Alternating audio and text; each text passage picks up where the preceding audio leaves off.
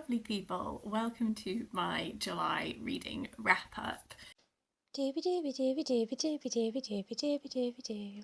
Doobie doobie doobie doobie doobie doobie doobie doobie Sophie vlogs. July was my birthday month, and I said in my July TBR that I try and save myself like glorious books for the reading month so that I have a really great time. I definitely aimed quite large with that TBR, and whilst I did do more reading than I'm going to talk about in this video, a lot of that was for like little project videos that I'm doing, so you'll see those in individual ones. So I'm carrying a lot of my TBR over to August, is what I'm saying. So if you're like, oh, I thought you were going to read this book and I was interested in it, it will probably come up in next month instead. As for what I did read in July, I am just going to dive in. The first book I read, it's listed as a children's book, but actually I think if you're an adult who is interested in language, you'll still get a lot out of this. This is Tree Dogs, Banshee Fingers and Other Irish Words for Nature by Manchan Magan, which is illustrated by Steve Doogan. I have talked about this author before because I have read his book, 32 Words for Field. I think that's what it's called. Yes, I'll link to the video where I talked about that down below. It was a really interesting book all about the Irish language and the delightful specificity that is in existence in Irish. Like, you have these words that are extreme, like 32 words for field, or like there's a word for like that field over there, there's a word for the field that is like 2 fields over from where you are. Like, these words that have such specificity of meaning, and how through some of the standardization of language they're being lost. It was a really lovely book all about like he's not like a linguist, but he is extremely passionate about the Irish language, and it was super interesting. This is a sort of picture book that is essentially giving you lovely Irish words for natural things. So like it has hold it in front of my face. You know, this is the Irish word, this is the English word. Here's a little description either about like linguistic root of this word or like alternate words that also tap in, and then illustration.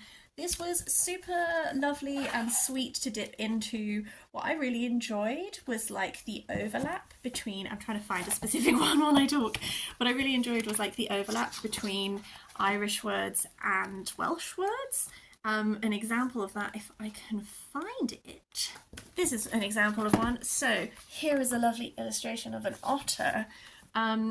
In Welsh, the word for otter is dorgi, which is like dog, water dog.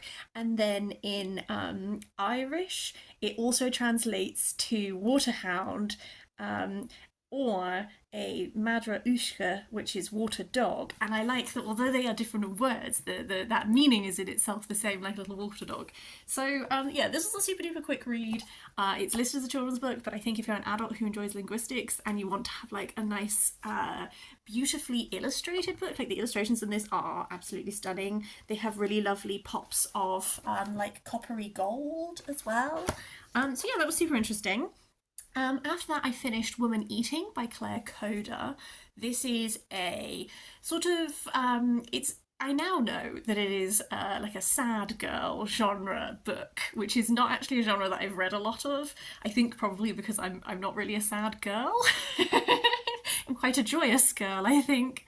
But the concept of Woman Eating is that the main character is a vampire, and she is she's going through like a strange life transition whereby her mother, who is also a vampire, has had to be put into a home because she is beginning to lose some of her awareness of current reality. So it's become like the care of this woman has become too much for the main character to deal with. So there's like this separation with mother. There's also like a really complicated relationship that she has with her mother that she like comes back to time and time again in the novel. And so she's trying to find a new place to live. She's trying to set up like new streams of accessing food. And then also she is about to do this internship with this art gallery, and she's like a performance artist. So it's very much one of those novels where your main character is in a bit of like a transitional space, and a lot of it is looking at this strange particular time and feeling quite disconnected, Why I was interested in this is because I like vampire stuff. I also really like food writing, and based on like the title and like the cover imagery, I thought that there would be more food present in it than there actually did turn out to be.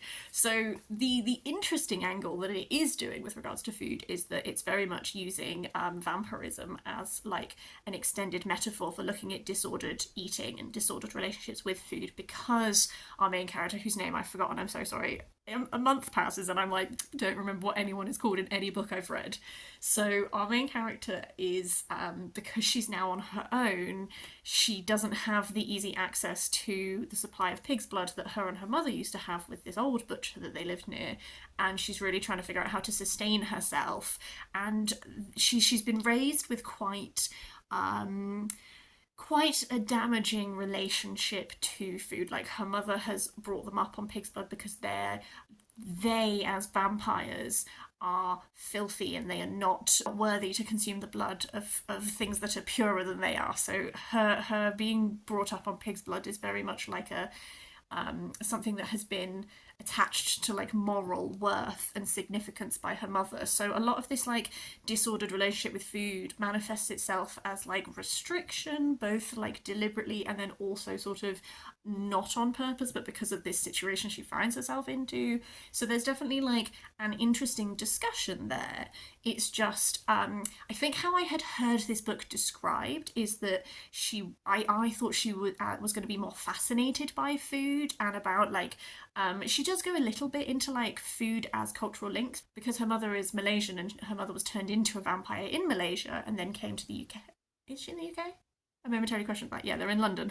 I was like, where's this book set?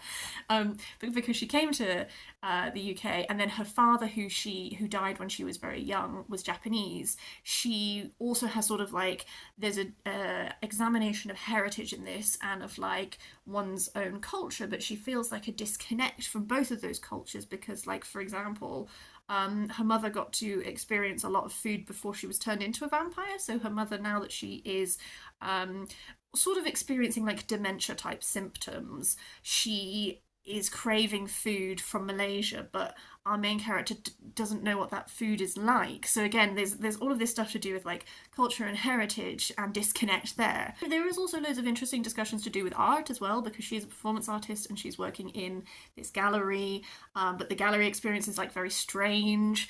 So this is one of those books where I kind of wish that I'd liked it more than I did. It has lots and lots of ingredients in it that are things that I know that I really like, but just something about the execution, it just never really like fully came together for me.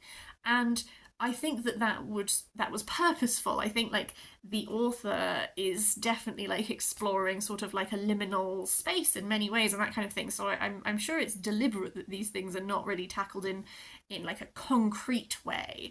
It's just something about it just meant that it was a book that I have read and I enjoyed the reading experience of and I had a perfectly fine time, but it's not a book that I'm like, wow, you know? And that's just like something that you have. But I think it is an interesting book. So if it is a book that you feel drawn to, like, for sure, give it a go, see how you find it, because I can see how people would love it. It just, like, a lot of the things that I wanted from it didn't quite happen. Pop onto some non-fiction. I also read David Olusoga, First Contact, The Cult of Progress. So it's sort of branded as Civilisations. So there was that TV show Civilisations like years and years ago, and David Olusoga is sort of responding to that. So the first half, First Contact, is looking at different European empires' first contact with other cultures. So this encompasses like lots of different places around the world, and that was really interesting because it tries to posit the lens not necessarily from like a European perspective, which is the lens through which these first contacts are usually told, but from the perspective of those other cultures. And I found that really interesting. I definitely think it was like stronger on some than others. Some that I found particularly interesting was I really enjoyed the look at Japan's first contact, because he talked about lots of Japanese art that depicts European cultures. And there is an artist that I have found really interesting previously, before I read this, who did paintings of, who is Japanese, who did paintings of Europeans of that time, but stylized in the Japanese art style. I can't remember who it is. I'll find out. I'll link it down below. Part 2, which is The Cult of Progress, is about how the Industrial Revolution changed the world and how it like spread out. And that one looks particularly at various Native American tribes and Polynesian tribes and that kind of thing. Essentially, I find David Olusoga's writing very readable. I think he does history. Like, this is a very accessible history book. Just to even show you, like, the font is super big. There's lots of images, like, throughout. Like, he gives you, like, artworks when he's talking about them and that kind of thing. So I think this might have been a supporting book to TV shows that he did. I haven't actually seen the shows, but I found it super interesting. I really enjoyed actually is it an afterword that he calls it? Yeah, the afterword, where he talks about like what it was like for him as like a British Nigerian boy growing up in the UK, and his experience of learning history and the limitations of that original Civilisations TV program, and then like that, why he's then writing back to it in this way. I just found that conversation really interesting. Genuinely super duper enjoyed this. David Olusoga is a writer who I definitely want to continue reading more of. Black and British is like his big epic book that is like super big but super worth reading. But I'm definitely interested in reading more of his stuff. I also listened to an audiobook, Hatful of Sky by Terry Pratchett. This was a reread for me. I love the Tiffany Aching book series. They are one of my favourite series since I was a child. The Discworld universe, if you will, can be broken down into like different like storyline structures. So the Tiffany Aching series was like pitched sort of at like a YA level, and we follow Tiffany, who is a witch who grew up on the chalk. Hatful of Sky is the second book in the series, and she sort of had her first like engaging with becoming a witch and that kind of thing in the first book, and then this second book is like a little bit like the reality of like, okay, well, you've had that adventure, but now you do have to like continue like making cheese and all that kind of stuff. So she is off to her family think that she's off to become like a companion to this like lady in this other village, whereas actually she's going to stay with a witch to learn witching.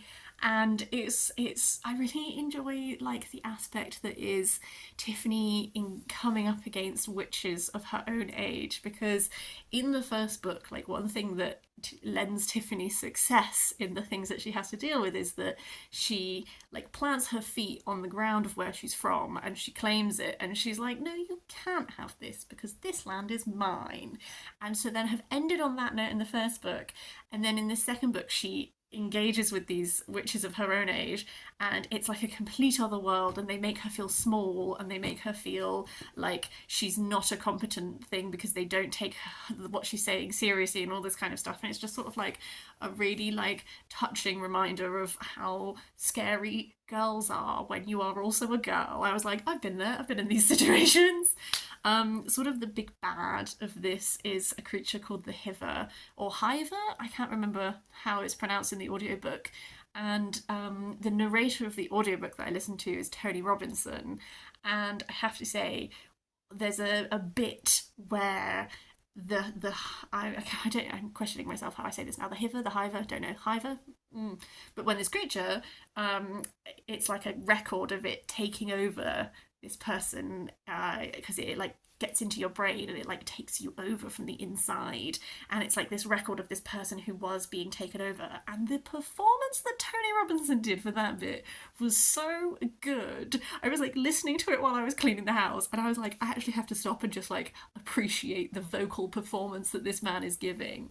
I did not super enjoy his voices for the Nakmakfeegle. They were very shrill in a way that I found made it very hard to differentiate between them. I don't know. I wasn't super keen on that bit, but there were other aspects of the delivery where I was like, you're an actor, Tony, an actor. After that, shall we talk about Malibu Rising by Taylor Jenkins Reid? I read this for my work's book club. We'd take it in turn for different people to pick books, and then we all go and talk about them. This is my third Taylor Jenkins read. I have read The Seven Husbands of Evelyn Hugo and Daisy Jones and the Six. I will say this is the one that I like the least of those three, but I did enjoy the reading of it. The way that this one is like pitched is it's like the Reivers are having this big blowout party that they have every year in their big house in Malibu, and by the end of the night Malibu will be burning and on fire. And then you sort of like go back in time and you alternate between like snapshots of their lives growing up and then also contemporary what is happening at the party. And then while you're at the party you also get these little snapshots of like other people at the party and like what they're going through and like little tiny moments and that kind of thing. I found this really enjoyable. I find that Taylor Jenkins Reid is just always an author who is extremely easy to read. Like her books are so consumable, and I really enjoyed that aspect of it. I definitely like felt for the Reaver family. Like Mick Reaver is very much like a side character in The Seven Husbands of Evelyn Hugo. He is one of the seven. So it was interesting to get more insight into him. He's very much like an absent father in this, and his absence like really affects the family, and so you get to see like the real repercussions of his lack of involvement with this family, as well as like the other things that are like bubbling underneath the surface, like secrets and stuff like this that are going to come out. I think partly for me this might have hit a bit better for me if it was just a little bit shorter. I think some of these like conflicts are like really built up, and particularly because it's nearly like 400 pages.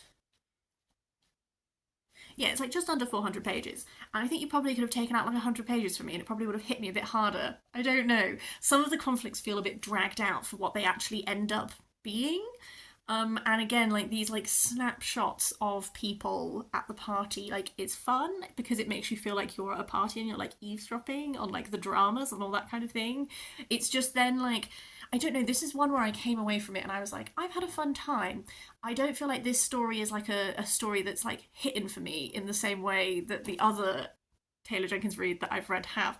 That said, I think I'm in the minority. Like people love this book, and I have friends in book club who like really loved this book, and I had friends in book club who felt a bit more like me, where we were like, it was fun and I enjoyed it. But I think that this is the least memorable of the Taylor Jenkins Reid that I've read, just because like at all points I was like, okay, yeah, it doesn't feel like a story that like had like a drive to be told in the same way as like the others. I think maybe, I don't know.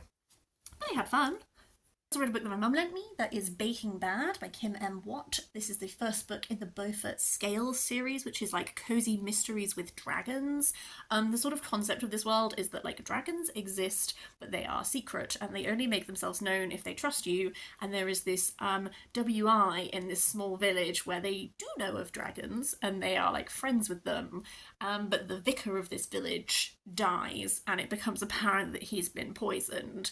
And the police are trying to unravel the mystery. The dragons are trying to help their friends by unraveling the mystery, but they just keep making things worse. And they're trying to make sure that the police don't find out about their existence.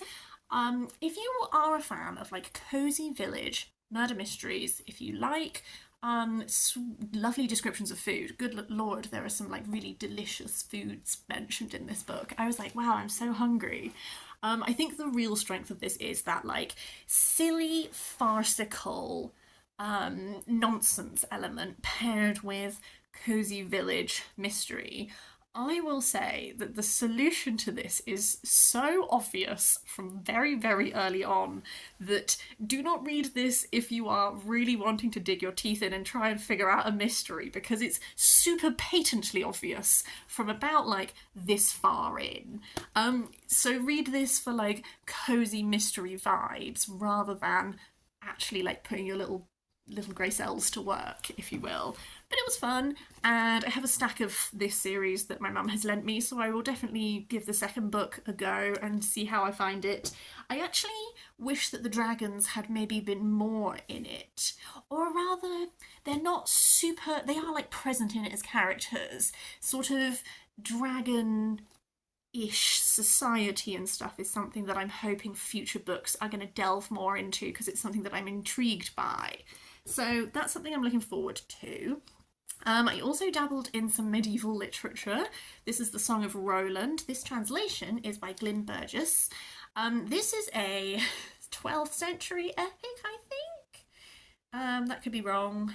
It's the oldest extant epic poem in French, and it is based on the massacre of 778 of Charlemagne's rearguard in northern Spain. So it's like a clash between these Christian French forces and this Spanish Saracen forces, and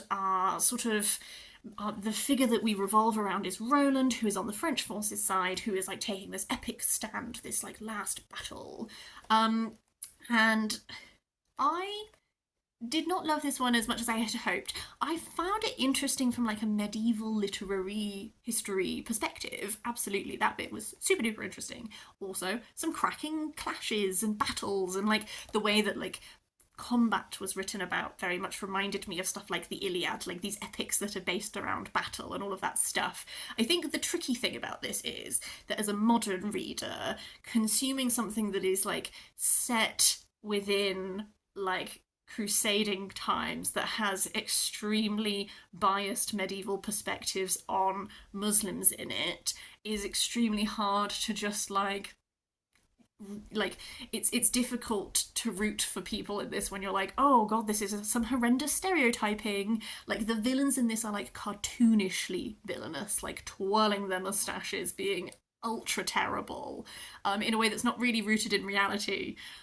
Also, like I didn't expect us to just like dive into the action so quickly. We literally start and it's like, oh, someone needs to volunteer to go give our terms to the Saracens. And Roland like volunteers his uncle, and then his uncle is like, I swear revenge on you, I will destroy you. And then we're just like in it. Clash. So there's not a lot of time to really get like attached to people, because you're just like, oh wow, you've just sworn bloody vengeance, and thus it shall be enacted. And so like I don't know, I do find it interesting from a sort of historical perspective. It's not one of these like epic poems or medieval literatures that I'm like, wow, this is like a new fave, but I'm glad to have read it. I also kind of shipped Roland with his friend. What is his friend's name? Oliver. Roland and Oliver had a real, for me, Achilles Patroclus thing happening, and I'm aware that that is because of these foundational ideas of masculinity and heroism that come from like a place of like deep, deep male bonds during war. It's just also getting some vibes, you know. Penultimate book I want to talk about is the Black Dossier, which is book 2.5 in the League of Extraordinary Gentlemen by Alan Moore and Kevin O'Neill. My dad has been buying me some Leagues of Extraordinary Gentlemen books for birthdays and Christmases as part of this like consume some classic comics stuff. I have to say, I both like things about them and also really struggle with things about them. So the Black Dossier has some really interesting genre stuff going on. So the idea is that these two have stolen the Black Dossier, and the Black Dossier is like all of the information that this corrupt English government have on the League.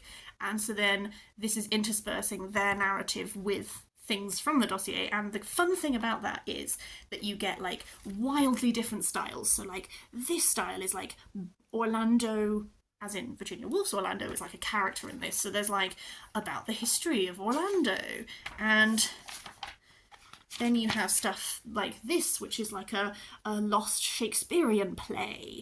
And there's a very cool bit at one point where you get 3D glasses, and let me bring it up.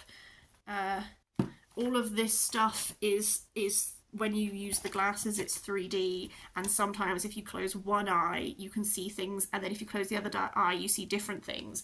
So from like a genre exploration point of view, that is very cool. Some of these explorations worked so much better for me than others. Some of them were so dense text heavy, and I was reading them and I was like, I don't care enough about what's happening to be reading this in that detail. And with this like genre playing and stuff, like it's cool to have awareness of genre, but also I think with this, because it's not really going anywhere, it's like, okay, that's a riff off of this. You know, sometimes a reference is not enough. Sometimes I need there to also be like a good story.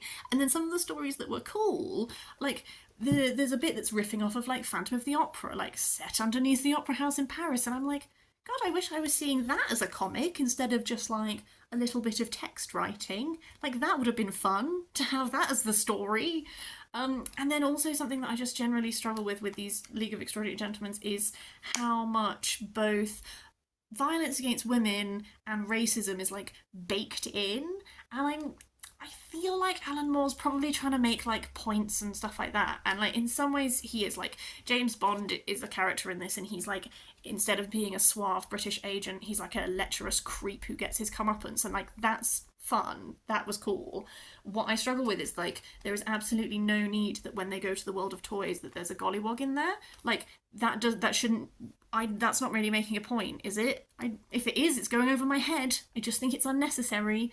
So like I really struggle with that element of it, and it leaves me coming away, and I come away and I'm like, okay, well there's some cool stuff in here, but like there's just a lot of like stuff that I just come away and I'm like with volume 2, I remember saying like, is it necessary for there to be so many racial slurs in this? I don't think there is. I think you can make the point of like this person is a bit bigoted without like absolutely filling it full of racial slurs. I don't know. So I find it tricky. The final book I want to talk about is one that I absolutely love. This is another reread for me. This is Omeros by Derek Walcott. Omeros is the Greek word for Homer. This is drawing on the Iliad, the Odyssey, definitely some of the Aeneid. It's posited in like a contemporary Caribbean context. It's one of those ones where I'm like, it's really hard for me to describe to you everything that this book is doing because it is doing so much. So it's told in verse, it's split into books. We mainly revolve around Achille and Hector, who are fishermen. They have a conflict over Helen. There is Philoctete, who has a wound that is not healing. There is like a British major who is here, who has like stayed here after various wars, and there's all of these like, and there is a figure called Omeros, who is like a blind man who lives in the village, who is very much this like Homer seer figure. This is doing so much, and so there are definitely like plot references to ancient epic that this is drawing upon, whether like explicitly, but also there's a really interesting link with like the island of St. Lucia, because St. Lucia at one point was called St. Helen. So there are real links between this figure of Helen, who is a real woman in this text, Helen as the island, conversations around like claiming of women's bodies, claiming of land, colonization, all of that kind of stuff. Achille has this moment in this where he connects to his African ancestors, and he has almost like a dream vision that is like it takes up a lot of space in one of the books, that he's exploring that connection with his past. You have there is another perspective in this that is Derek Walcott, so there is like the author writing it as well. It's very like postmodern in how it is like weaving together these different perspectives and viewpoints, and it is utterly fascinating, and I feel like it is impossible for me to accurately summarize to you everything that this novel is doing, but it is so fabulous. There is like a sequence which is like a real throwback to the underworld sequence in the Aeneid. There is just like, if you are a person who is engaged in like classical reading and has read like the Aeneid, the Iliad, the Odyssey, there is loads that you'll get out of this. If you're a person who is interested in reading like through like post-colonial like viewpoint lenses, there's loads of interesting discussions to do with that in here. This like construction of narrative, because you have this plotline that is like Derek Walcott like himself, like with his like interactions with his father and all that kind of stuff. Like there is just so much happening in this. This is my first time rereading it. The first time I read it was for a module that I did at university that was looking at Helen, which is why I started by telling you about the Helen links, because that's what I remember most vividly from that first time round. And then what was so enjoyable about this reread was really parsing through all of these other details. I'm still looking forward to, when I have grown even more as a reader, like coming back to this and seeing what else I get out of it. So yes, utterly fabulous. I wanted to end on this one just to end on like a glowing high. But yeah, I would I would heartily recommend. That is everything I want to talk about in this wrap up. As always, I would love to hear your thoughts on any of these if you've read any of them. Even if you haven't, love to hear your thoughts on what I have said. If you want to tell me about what you read in July, anything like that, always welcome. Please do leave a comment down below. Otherwise, I will draw this to a close and I will see you next time for something different.